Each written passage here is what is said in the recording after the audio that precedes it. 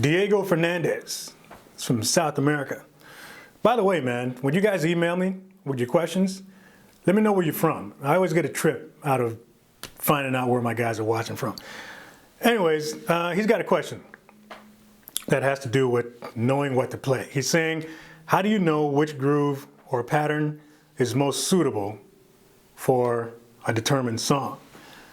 For example, in 4/4 with the snare and the 2 and the 4, how do you decide what to do with the bass drum? When is not enough? When is too much? How do you know when to play ghost notes?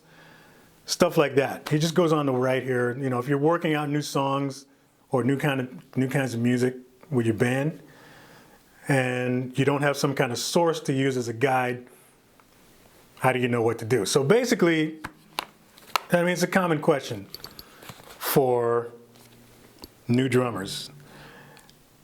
Basically, he just wants to know, where does it come from? How do you know what to play? It's a common question with new drummers, and I hate to give this answer to questions like this because I know it really doesn't help you out in the short term, but it really is the only answer to questions like this. You just know. Now let me follow that up and let you know why that is indeed the answer to this question. The reason why you're having trouble coming up with ideas and knowing what to play when you hear something, not knowing how to react to a particular groove or whatever else that you're hearing, the reason why is that your vocabulary is limited. Let's say I'm rehearsing with a band for the first time. So I show up at the rehearsal spot and I get there first, bass player's right behind me, so we're the only ones in the room.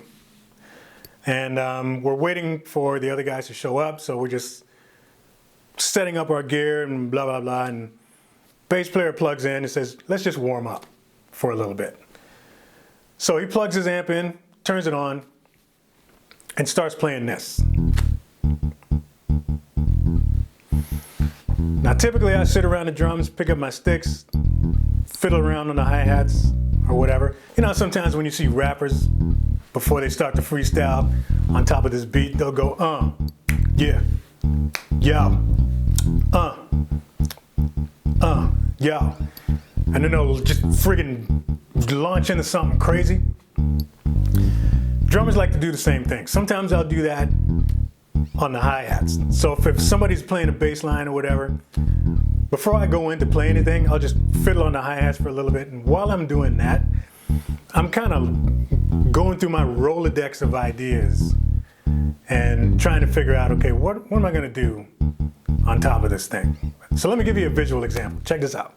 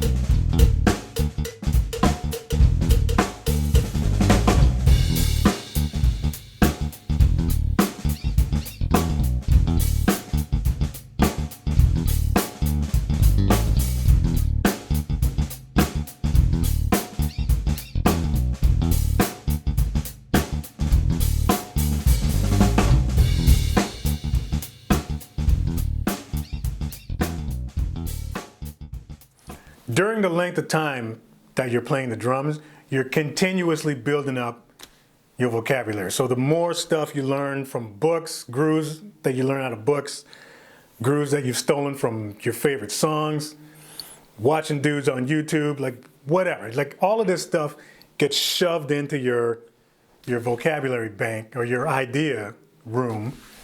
And the more stuff you have in there, the more stuff you can draw from. In the meantime, because I understand that you need a short-term answer. There are different things that you can do, and whatever ability that you're currently at is going to determine basically how successful at it you are. One thing you can do is listen to the bass line. Just listen to the movement of the bass line. If the bass line is really busy, maybe you just want to lay back and just play straight 2 and 4, 1 and 3 on the kick. You know what I mean? You might want to complement some of the notes that the bass player is playing. So if he's playing a bass line and a couple of those notes are pushed, maybe you want to accent those on the kick or something like that. Or even on the snare. Like maybe you want to start the groove on the snare, you know, like some old James Brown stuff or whatever. But that's the basic fix, man. You just have to either draw from your bank of ideas, which is going to be relatively short, you know, if you're under 4 or 5 years of playing, or just learn how to use your ears and react. You got to learn how to react to what's going on. So if you can listen to a bass line and figure out what you can do to sort of complement it, it's a good place to start. Listen to the movement of that bass line and you know, see which of those notes you want to complement or whatever. So that's a short, hopefully helpful answer to your problem. But the long term, you want to think long term with this and continuously build up your vocabulary. So rip stuff off from other drummers, listen to as much music as you can, learn grooves out of books. There's tons of different books out of there with different grooves and variations of simple grooves and stuff like that. And just keep shoving stuff into your vocabulary bank so that you have more to draw from later. So hopefully that helps you out. Thanks for watching. Keep watching this channel for more ideas and just keep playing.